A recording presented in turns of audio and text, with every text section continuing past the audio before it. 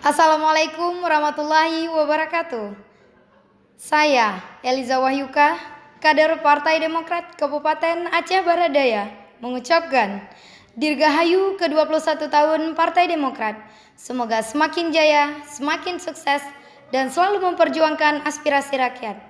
Sekali lagi, kami Dewan Pimpinan Cabang Partai Demokrat Kabupaten Aceh Barat Daya mengucapkan Dirgahayu Partai Demokrat ke-21 tahun.